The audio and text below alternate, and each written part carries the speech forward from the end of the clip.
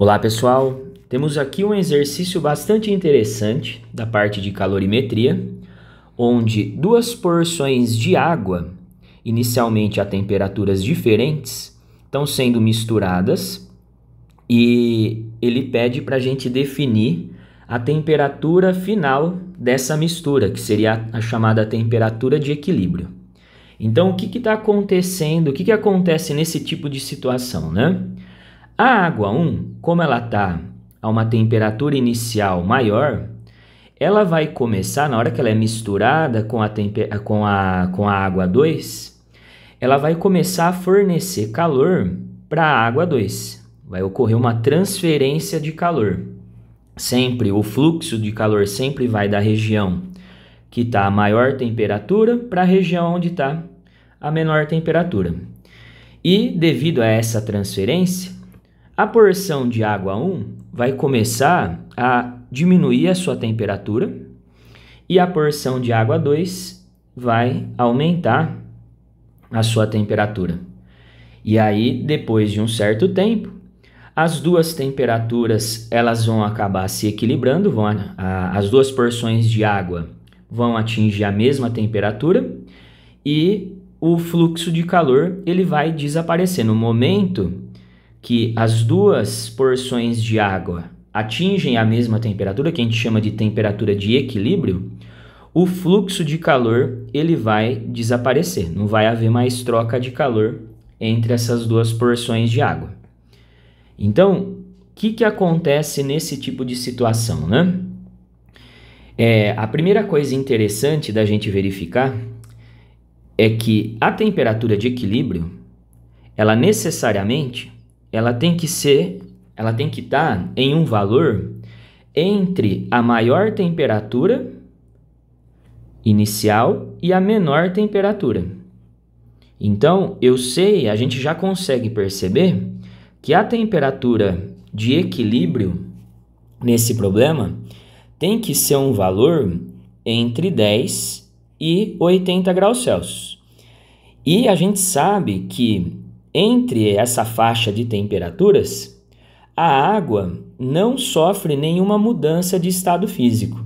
Geralmente, né, quando o exercício não comenta nada, a gente considera que a água ela iria solidificar a 0 graus Celsius e iria entrar em ebulição, iria vaporizar a 100 graus Celsius. Então, como ele não citou, né, nenhuma alteração na pressão ambiente, né, para que poderia alterar essas temperaturas de mudança de estado, então certamente nesse exercício não vai estar ocorrendo mudança de estado físico. Então, qual que é o raciocínio para a gente chegar na resposta, né? Essa porção de água 1, como ela está a maior temperatura, ela vai perder calor e a quantia de calor que ela perde, vamos supor que ela vai perder 100 calorias. Estou imaginando um valor aqui. Se ela perde, eu simbolizo essa perda com o sinal de menos. Se ela está perdendo 100 calorias, significa que essas 100 calorias, todas essas 100 calorias estão sendo recebidas pela água 2, porção de água 2. Como que eu sei disso? O enunciado me fala que para a gente desprezar as perdas de calor para o recipiente e para o meio externo. Então, todo o calor que a água 1 está perdendo, necessariamente vai ser absorvida pela água 2. Então, o que eu posso escrever? Que quando eu somo a quantidade de calor perdida pela água 1 com a quantidade de calor recebido pela água 2, essa soma obrigatoriamente tem que ser zero. Levando em consideração os sinais, né? A água 1 perde 100 nesse exemplo que eu estou comentando, perde 100, a água 2 recebe 100, menos 100 mais 100 vai acabar dando zero. Então, como que eu encontro a temperatura de equilíbrio. Como só está ocorrendo nesse exercício mudança de temperatura, a água 1 vai abaixar a sua temperatura e a água 2 vai ter sua temperatura aumentada. Como só está havendo uma variação de temperatura, eu posso aplicar nessas quantidades de calor a expressão do Q macete, que quantidade de calor é a massa vezes o calor específico vezes a variação de temperatura da substância. Então, eu vou substituir aqui nessa igualdade. Então, eu tenho a massa da substância 1, da água 1 no caso, né, vezes o calor específico da água, vezes a variação de temperatura dessa porção de água 1, mais a quantidade de calor 2, o que seria? Seria a massa da porção de água 2, vezes o calor específico da água, vezes a variação de temperatura da água 2. Isso aqui tem que dar zero.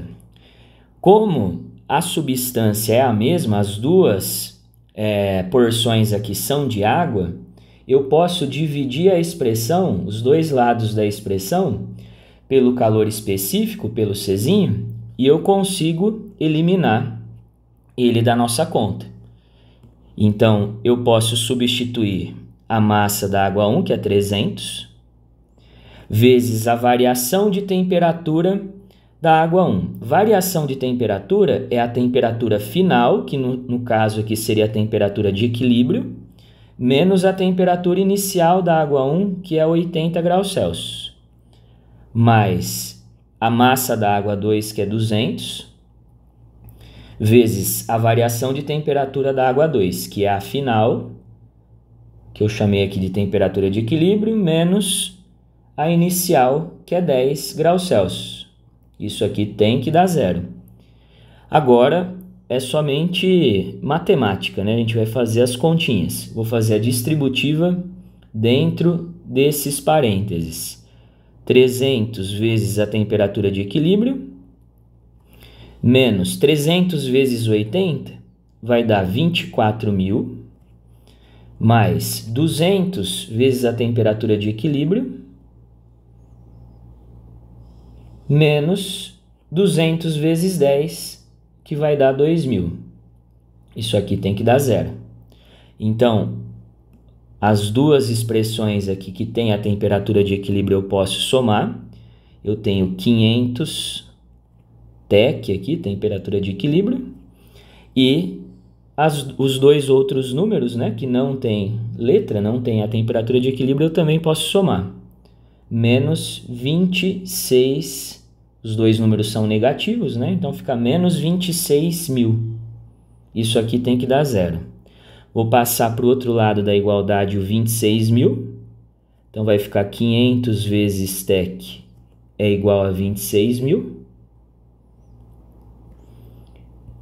Então, a temperatura de equilíbrio vai ser 26.000, como 500 está multiplicando, ele passa dividindo. Corto esses dois zerinhos. Como eu estou dividindo por 5, eu poderia até pensar assim, em multiplicar por 2 em cima e embaixo, para transformar esse 5 em 10, ficaria 520 dividido por 10, que é 52 graus Celsius. Então, essa é a resposta da nossa questão. A temperatura de equilíbrio entre as duas porções de água é de 52 e realmente deu um valor aqui, né, entre os valores esperados, né? E também pensando em questão das alternativas, ele não deu nenhuma alternativa que daria para a gente excluir logo de cara, né? Não tem nenhuma alternativa fora desse intervalo. Beleza, pessoal? Espero ter conseguido ajudar vocês. Um abraço a todos.